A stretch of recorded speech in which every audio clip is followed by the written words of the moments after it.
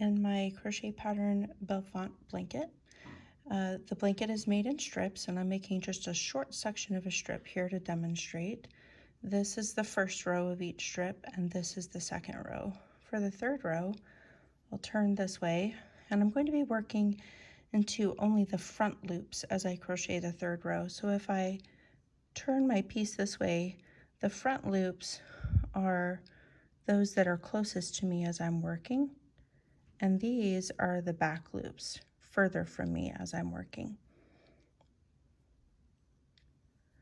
So the row starts by chaining 1, and then I'll go under only the front loop and single crochet, and under the next front loop and single crochet. In the next one, I will single crochet, chain 1, single crochet in the same loop, and then I'll go under the next loop and single crochet, front loop of the next stitch, single crochet.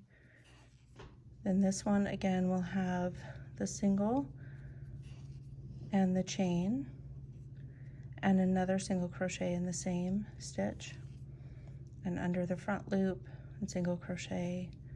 You'll repeat that across a much longer strip, and then in the last stitch you'll single crochet in the front loop only.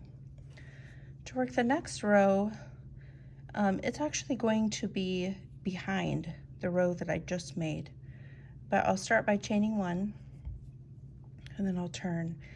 And on row 4, I'll be working into the free loops. So these are the loops that were left behind because I only worked into the front loops in the last row.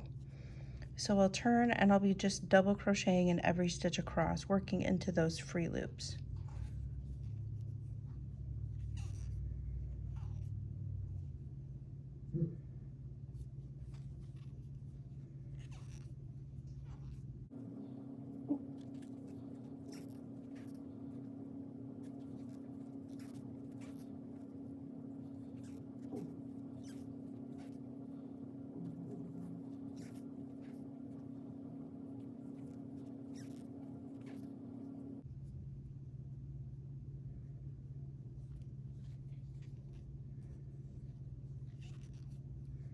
And that finishes row 4. You can see rows 3 and 4 are layered on top of each other.